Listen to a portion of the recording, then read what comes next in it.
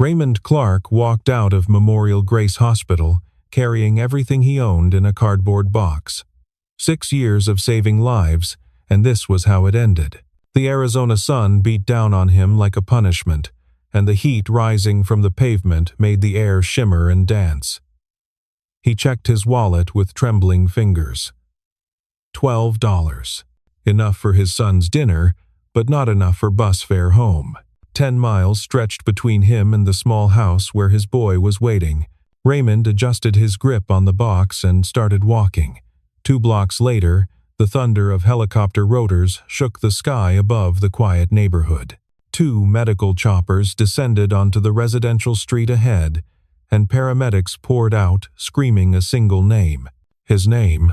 The morning had begun like any other at Memorial Grace Hospital in Phoenix. Raymond arrived at 6 in the morning, when the hallways were still quiet and the night shift nurses were finishing their rounds. He checked on his post-op patients first, reviewing charts and adjusting medication orders with the meticulous attention that had become second nature over 2 decades of practice. Then he walked to the surgical wing and reviewed the schedule for the day. After 6 years as the hospital's leading neurosurgeon, he knew every corridor by heart, every nurse's name, every quirk of the aging equipment that administration kept promising to replace. He had performed over 800 successful brain surgeries in this building. He had trained residents who now led departments at hospitals across the country. He was, by every measurable standard, exceptional at his job. The hospital had told him so many times, usually when they wanted him to take on extra cases or work weekends without additional compensation. The emergency call came at 9:15. Raymond was reviewing a particularly complex case file when his pager buzzed with the urgent code. A 67-year-old man named Harold Weiss had collapsed at a bus stop 3 blocks from the hospital. The paramedics said it was a massive cerebral hemorrhage.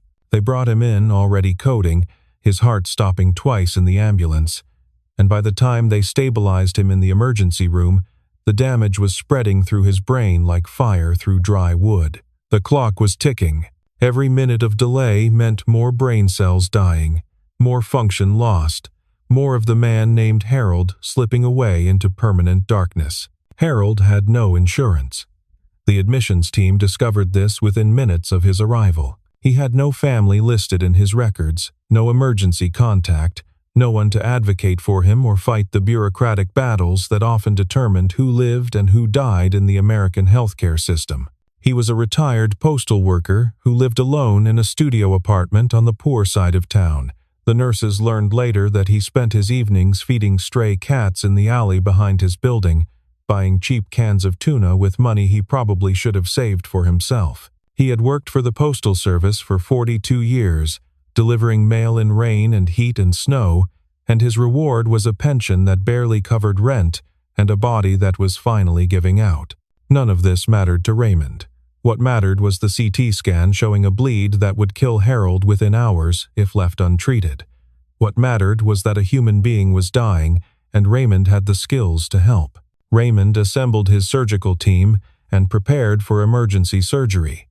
The nurses moved with practiced efficiency, prepping the operating room and gathering the instruments Raymond would need. That was when Dr. Marcus Webb appeared in the doorway. The hospital's chief medical officer walked into the surgical prep area with 2 administrators in expensive suits trailing behind him like shadows. Webb was a thin man with calculating eyes who had given up practicing medicine years ago in favor of managing budgets and attending board meetings. The administrators were strangers to Raymond, corporate types from the parent company who probably couldn't tell a scalpel from a butter knife. They informed Raymond that Operating Room 3 was needed for another case. A priority case, they called it, their voices carrying the weight of money and influence. The teenage son of State Senator Mitchell had crashed his motorcycle that morning, and the senator was already in the building, demanding immediate attention for his injured child. Raymond asked about the boy's injuries, keeping his voice level despite the urgency pounding in his chest. A fractured wrist and a mild concussion, they told him. Nothing life-threatening, nothing that required emergency surgery, nothing that couldn't wait a few hours while Raymond saved a dying man. Raymond looked at the administrators, then at Webb, then at the monitor showing Harold's deteriorating vital signs. He asked if they were seriously suggesting he abandon a dying man to treat a broken wrist. Webb's expression didn't change. He explained, in the patient tone of someone addressing a particularly slow child, that the senator was a major hospital donor. He had contributed over $3 million to the new cardiac wing currently under construction. His goodwill was essential to the hospital's future expansion plans. The administrators jumped in with their own arguments. They explained that Harold's surgery would cost the hospital over $200,000 with absolutely no hope of reimbursement. They explained that Raymond needed to think about the bigger picture, about the hospital's financial health, about job security, for the hundreds of nurses and technicians and support staff who depended on responsible fiscal management. They explained that difficult decisions had to be made sometimes, that resources were limited, that Raymond couldn't save everyone. They explained everything except how to look a dying man in the eye and tell him his life wasn't worth the expense. Raymond told them to get out of his operating room. His voice was calm, but something in his eyes made the administrators step back toward the door. Webb threatened him with immediate suspension, his face reddening with indignation. Raymond said he would be happy to discuss his employment status after he finished saving a man's life. The administrators retreated, already typing on their phones, probably summoning legal counsel and drafting termination paperwork. Raymond turned his attention back to Harold Weiss. The surgery lasted 4 hours. It was one of the most challenging cases Raymond had ever faced. The hemorrhage was located in a particularly difficult area, surrounded by critical structures that controlled breathing and heart function. One wrong move and Harold would die on the table. Raymond worked with the precision of a master craftsman, his hands steady despite the exhaustion that crept into his muscles. He repaired the hemorrhage, using a technique he had developed himself over years of research, one that reduced recovery time and minimized the risk of cognitive impairment. His surgical team watched in amazement as he navigated the impossible geography of the human brain. Harold Weiss survived. His prognosis was excellent. The nurses said he would likely return to his apartment and his stray cats within a month. He might need some physical therapy. He might have occasional headaches, but he would live. He would see another sunrise. He would feel the warmth of a cat curling up beside him on cold nights, all because Raymond had refused to walk away. Raymond was called to Webb's office before he could even change out of his surgical scrubs. The blood on his gown had barely dried. Webb sat behind his mahogany desk with a folder containing Raymond's termination paperwork already prepared. The speed of it surprised Raymond.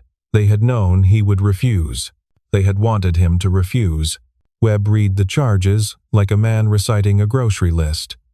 Gross insubordination, willful disregard for hospital policy, conduct unbecoming a medical professional, endangerment of hospital resources, failure to follow administrative directives.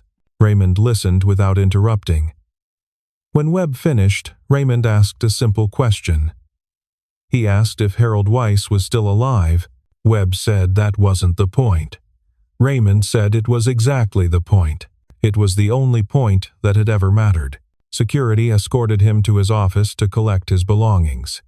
He was given 30 minutes to pack up 6 years of work. The office was small, barely larger than a storage closet, tucked away in a corner of the surgical wing that most people forgot existed.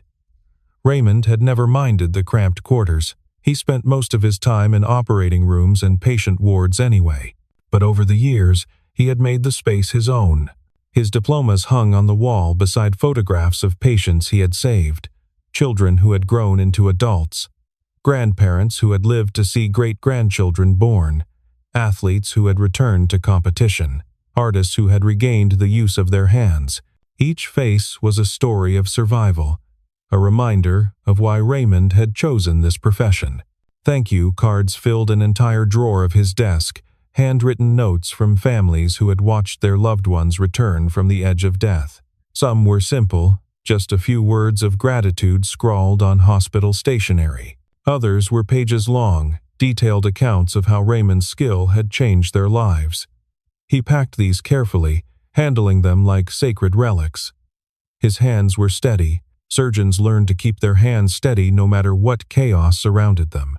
He found the photograph of his son buried under a stack of medical journals. Ethan, at age 5, grinning at the camera with a gap-toothed smile, wearing a tiny white coat that Raymond had bought him as a joke. The coat had said Dr. Ethan Clark on the pocket in embroidered letters. Margaret had taken that picture on a Sunday afternoon, back when Sundays meant picnics in the park and laughter that filled their small house.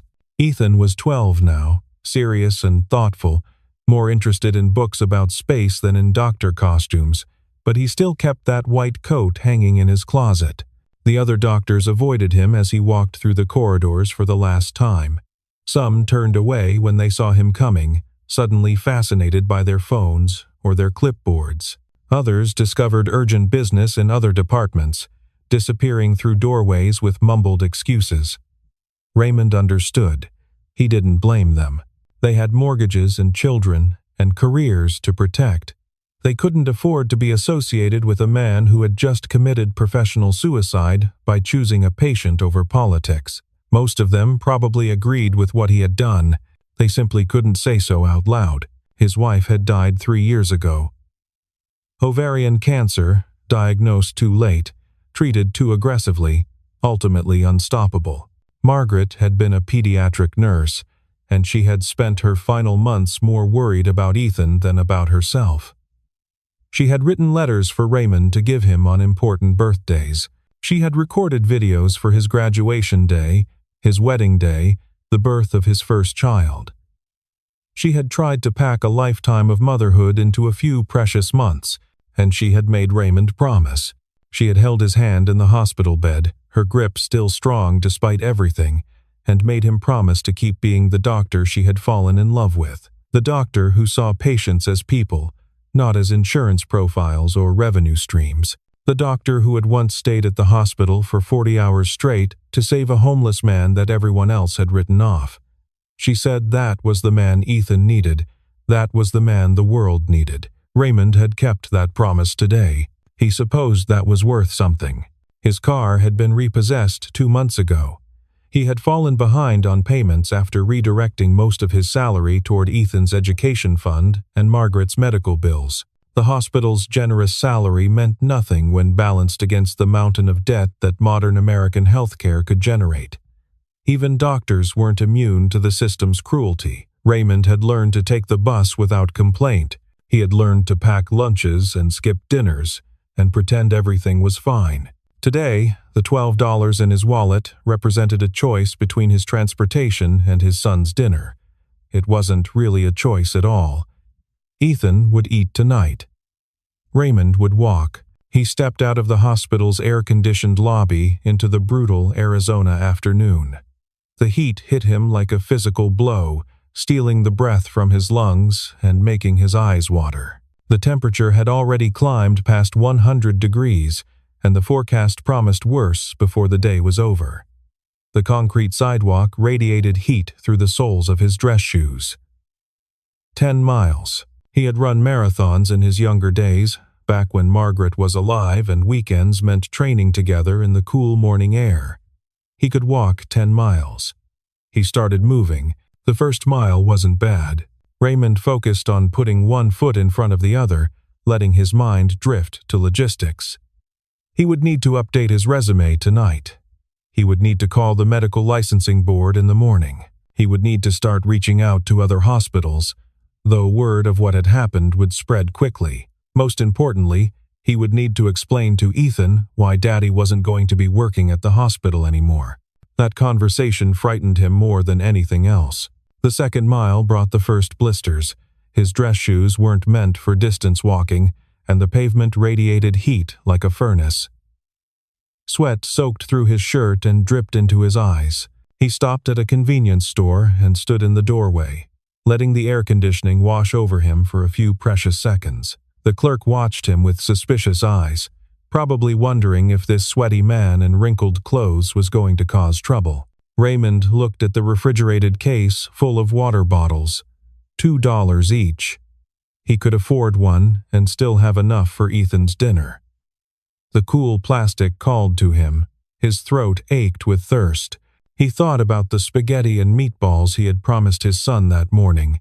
He thought about the look on Ethan's face if Daddy came home and said they couldn't afford dinner. He walked out of the store without buying anything. By the 4th mile, his shirt was soaked through with sweat. His vision blurred occasionally, and he recognized the early signs of heat exhaustion. He needed water. He needed rest. But every time he reached for his wallet, he saw Ethan's face. He kept walking. He found a payphone outside a laundromat, one of the few remaining in the city. The metal was hot to the touch as he picked up the receiver. He deposited a quarter and dialed his home number. Ethan answered on the second ring, his voice bright with excitement. Ethan had gotten an A on his science test. His teacher, Mrs. Patterson, had written "excellent work" in red pen at the top of the page. She had recommended him for the advanced math class that started next semester. He had finished his book report on Charlotte's Web a whole day early, and he was already thinking about what book to read next. His words tumbled out in a rush, a river of achievements and hopes that Raymond tried to absorb despite the pounding in his head. Ethan asked when Raymond was coming home. Raymond said soon. Ethan asked what they were having for dinner. Raymond said spaghetti and meatballs, just like he had promised that morning. Ethan said that was his favorite. Raymond said he knew. After he hung up, Raymond leaned against the payphone and closed his eyes. The world spun gently around him. He had $20 hidden in a coffee can in the kitchen, emergency money that Margaret had insisted they keep. Combined with the $12 in his wallet, he could buy groceries for the weekend. After that, he didn't know. He would figure something out. He always did.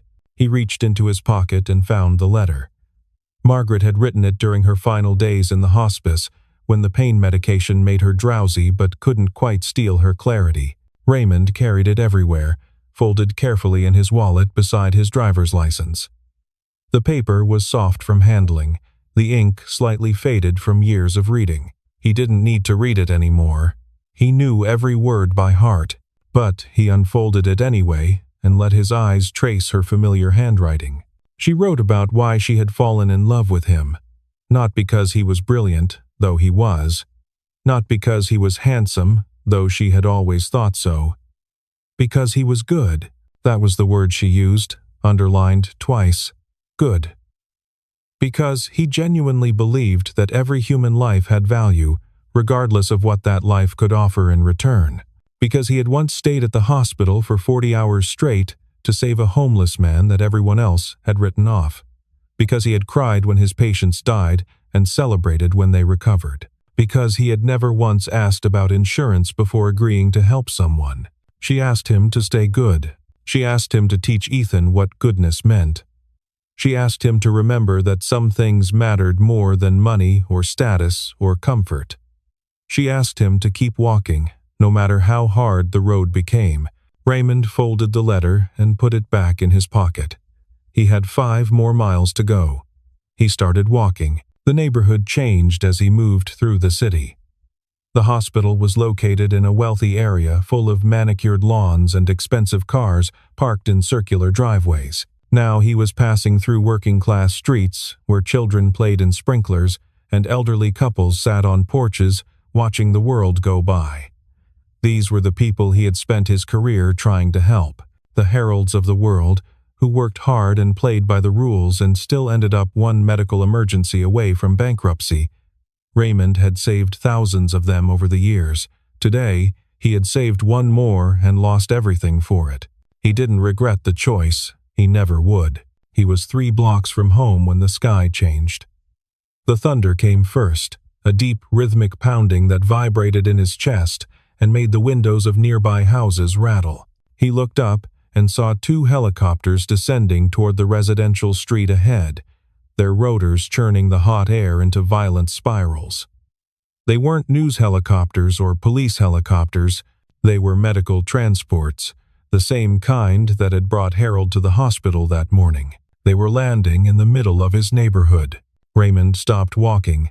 The cardboard box slipped from his exhausted fingers and tumbled to the ground, scattering diplomas and thank you cards across the sidewalk. Medical personnel poured out of the helicopters before the rotors had even stopped spinning.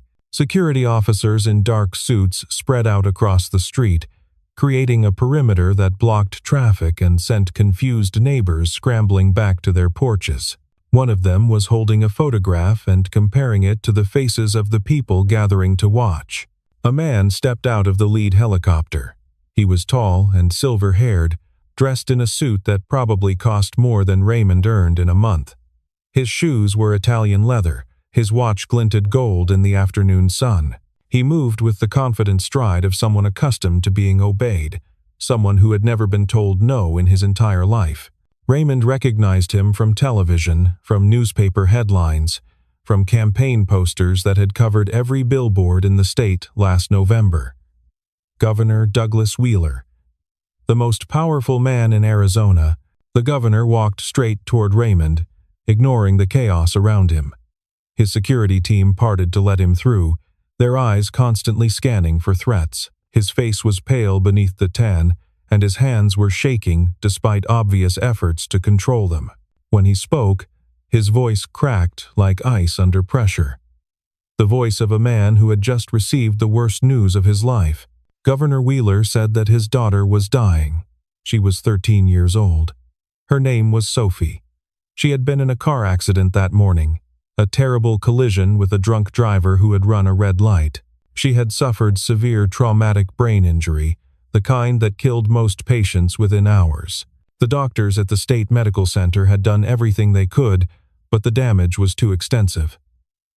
The swelling was compressing her brainstem. They had given her hours to live, maybe less. Wheeler explained that he had made calls. He had used every connection he had built over 30 years in politics. He had contacted the heads of neurosurgery at Johns Hopkins, at the Mayo Clinic, at Cleveland Clinic. He had spoken to specialists in Europe and Asia, anyone who might offer hope. They had all said the same thing. The injury was inoperable. The damage was irreversible. His daughter was going to die, and there was nothing anyone could do. Then, someone mentioned Raymond Clark. A researcher at Stanford had published a paper about experimental techniques for treating traumatic brain injury. The paper referenced a series of impossible surgeries performed at a hospital in Phoenix, cases that should have been fatal but somehow weren't. Raymond's name appeared in the citations. The researcher told Wheeler that Raymond had developed a procedure no one else in the world could perform. It had never been approved for human trials. It existed only in theory and in the quiet miracles Raymond had worked when no other option remained. It was Sophie's only chance.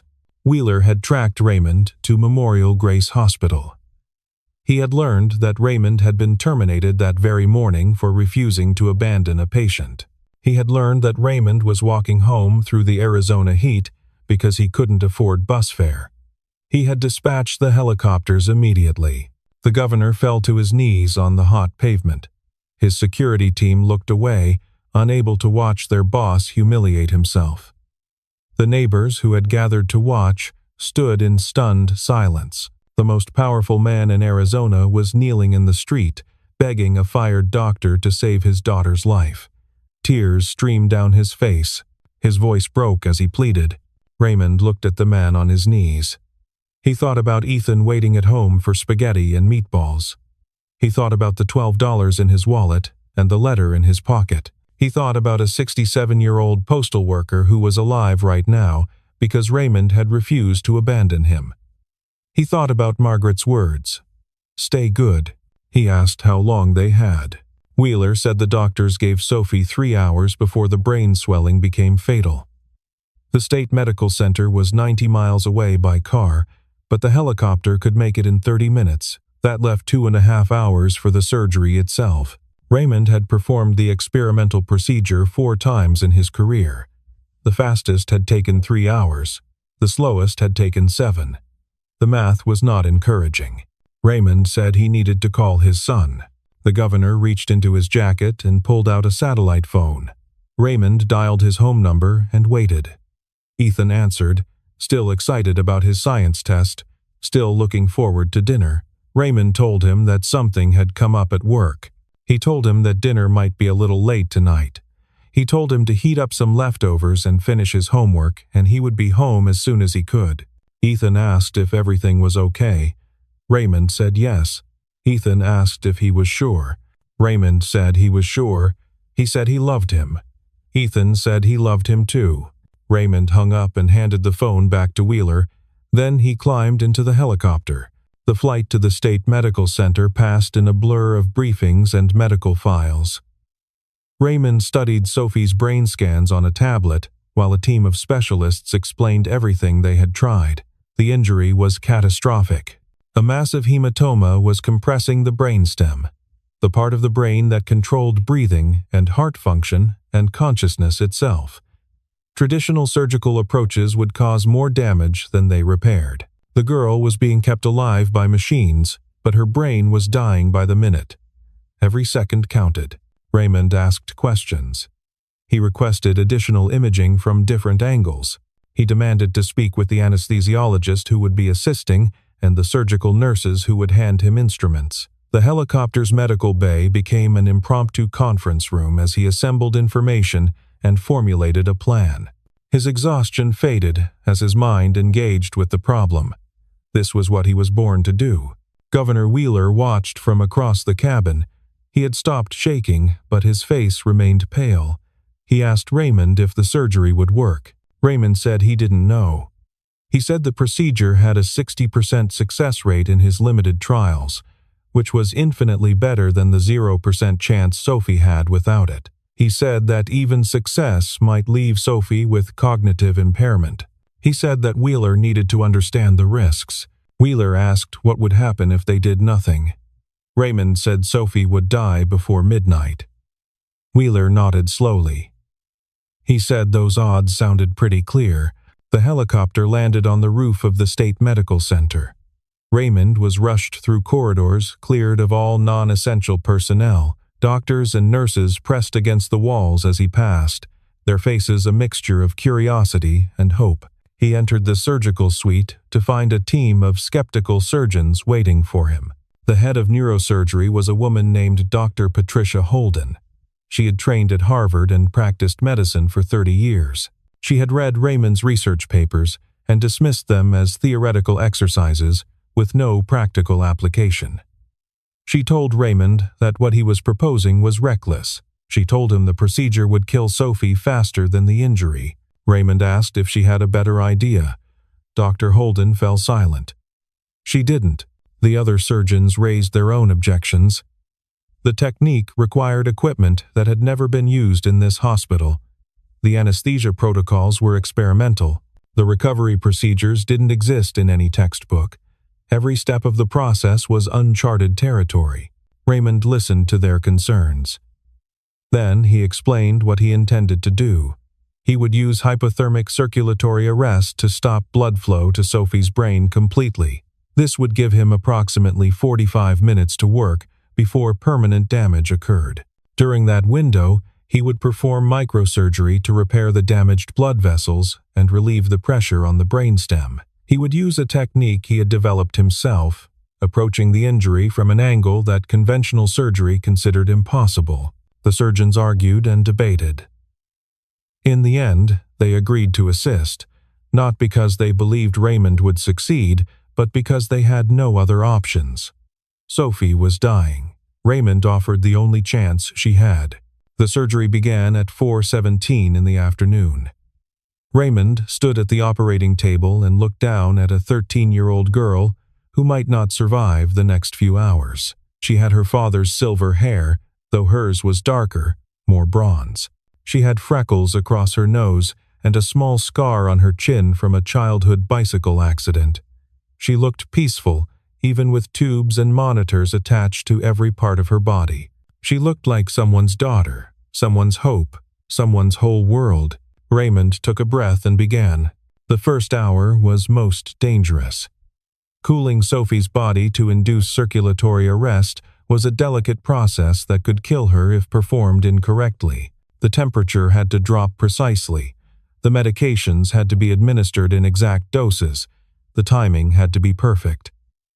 Raymond monitored every variable with the precision of a watchmaker. The other surgeons watched in tense silence. Some of them had never seen this technique performed on a living patient. At 5:32, Sophie's heart stopped. The monitors flatlined, displaying the horizontal line that meant death in any other context. The room fell completely silent. Raymond had 45 minutes. He began to operate. He worked faster than he had ever worked before. His hands moved with surgical precision that seemed almost inhuman, repairing damaged vessels and clearing accumulated blood from the brainstem. The magnification on his microscope revealed damage worse than the scans had suggested. There were tears and ruptures that no imaging technology could have detected. For a moment, despair tried to creep into his mind, whispering that it was hopeless. He pushed the voice away. He focused only on the next suture, the next repair. The minutes ticked by, 30 remaining. 25. 20. The surgical team watched the clock with mounting anxiety. At 6:12, with 3 minutes remaining before permanent brain damage would set in, Raymond completed the final repair. He signaled for rewarming. Sophie's heart remained still for 90 agonizing seconds. The monitors showed nothing but flat lines. Then, with a small spike that made everyone gasp, her heart beat once, then again. Then, a steady rhythm began to emerge. Sophie Wheeler was alive. The surgery had taken 1 hour and 55 minutes. Raymond had never worked faster or better in his career. The next several hours were devoted to post-operative monitoring. Raymond refused to leave Sophie's side despite his exhaustion. He watched her vital signs stabilize and improve. He observed the swelling in her brain begin to decrease. He ran neurological tests that showed promising responses. By midnight, he allowed himself to believe she might survive. By 2 a.m, he was certain. Governor Wheeler found Raymond in the hallway outside the ICU, slumped in a plastic chair with his eyes half closed. The governor's eyes were red from crying. He had spent the surgery pacing the waiting room, refusing food or rest. Wheeler said thank you. He said it wasn't enough, but he didn't know what else to say. He said he would give Raymond anything. Money. A position at any hospital in the country. Political influence. Name it, and it was his. Raymond looked at the governor for a long moment. Then he asked what time it was. Wheeler said, just past 2 a.m. Raymond said he needed to call his son. The story broke with the morning news. Television crews descended on the state medical center. Reporters demanded interviews with the mysterious doctor who had saved the governor's daughter. Hospital administrators appeared on camera, claiming credit for fostering his talents. Medical journals scrambled to publish articles about the revolutionary technique. The whole world wanted to know about Raymond Clark. Raymond ignored it all. He sat in Sophie's room and watched her sleep. She had regained consciousness briefly around dawn, long enough to recognize her father's face. Her first words were to ask about her mother, who had died in the same accident. Wheeler had to tell her, holding her hand while she cried. Raymond stepped outside to give them privacy. By afternoon, the offers started arriving. Memorial Grace Hospital sent an official apology and an invitation to return at triple his previous salary. 3 other Phoenix hospitals made competing offers. The Mayo Clinic called personally. Johns Hopkins expressed interest.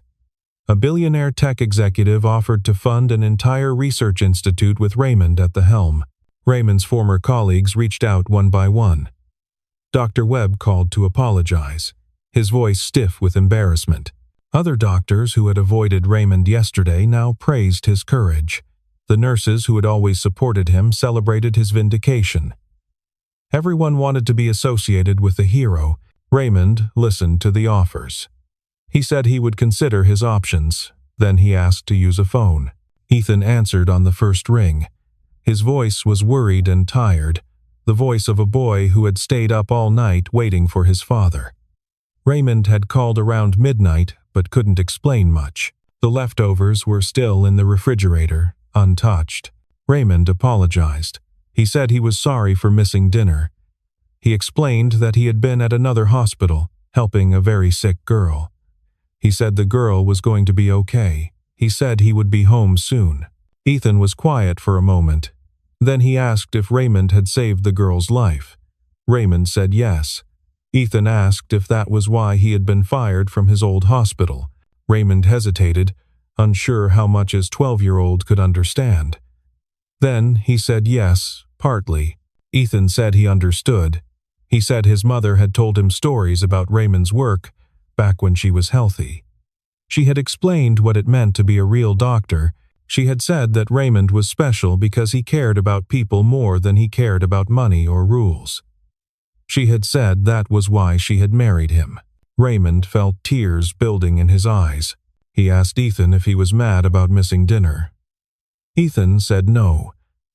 He said he had made himself a peanut butter sandwich.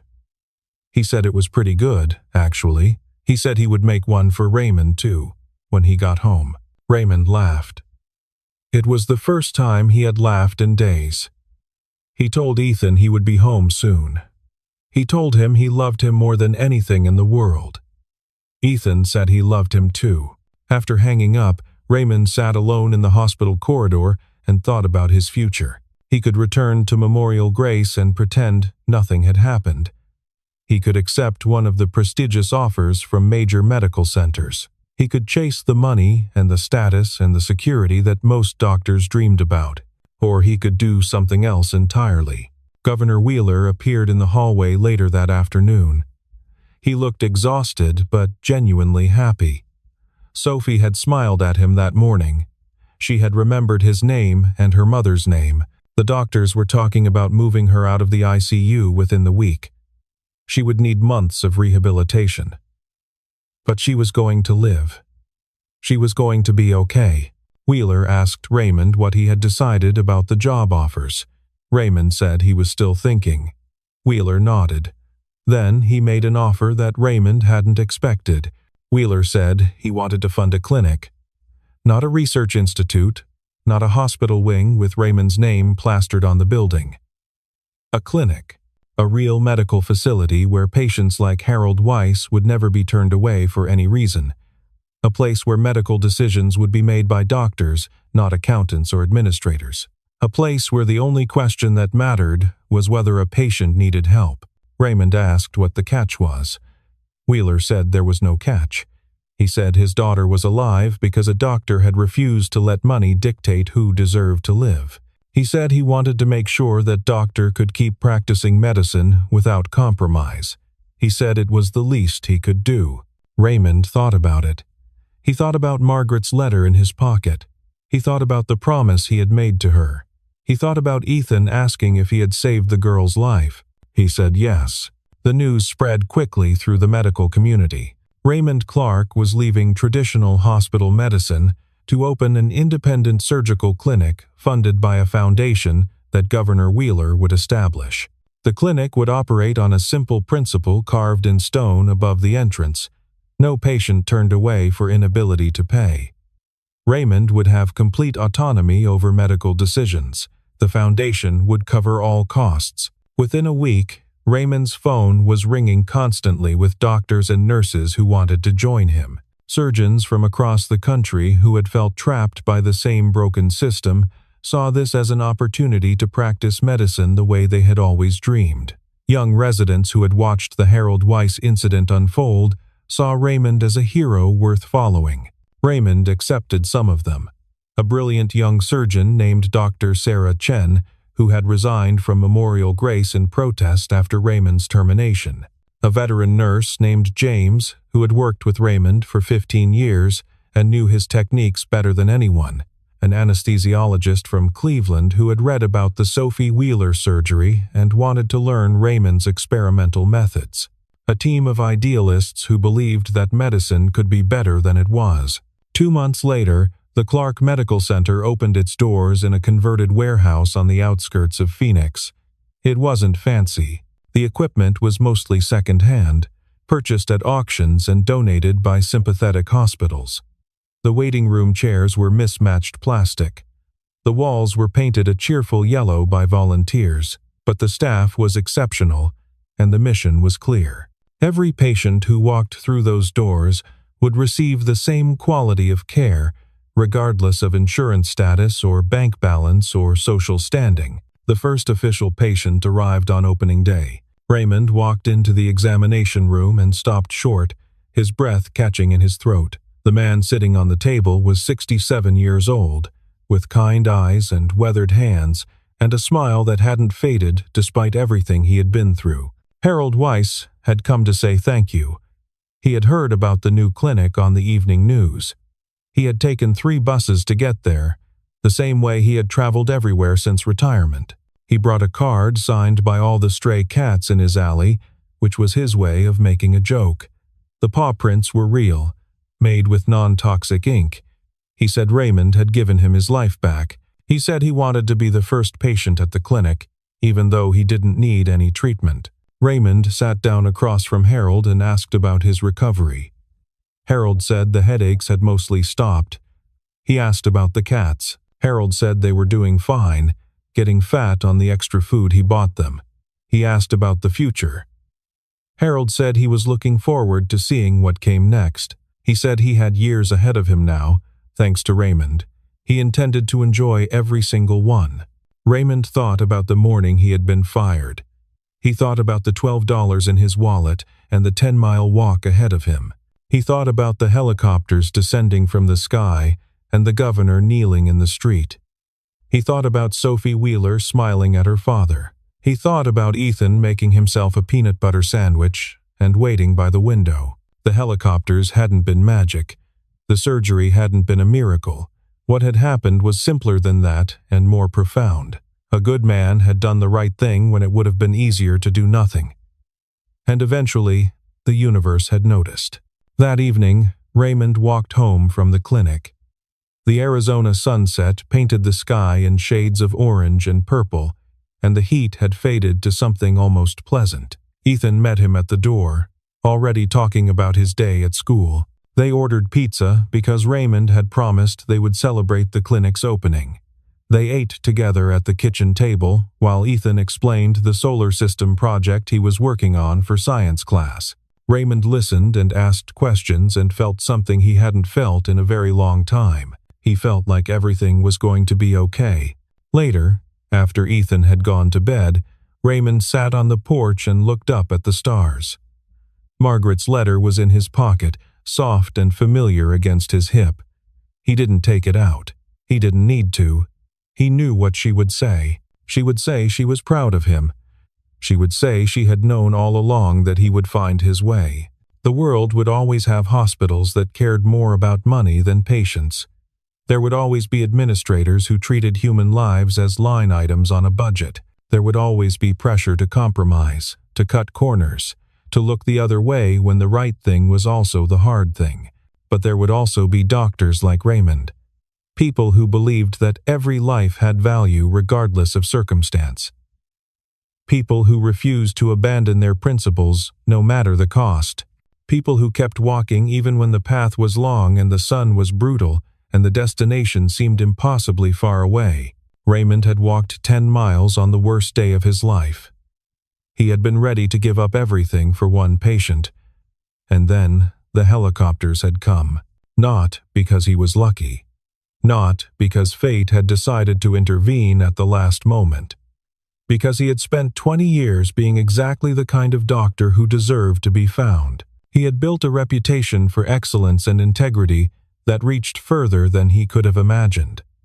When a desperate father needed someone to save his daughter, Raymond's name was the one that rose to the surface. Good men don't always win. The world isn't always fair.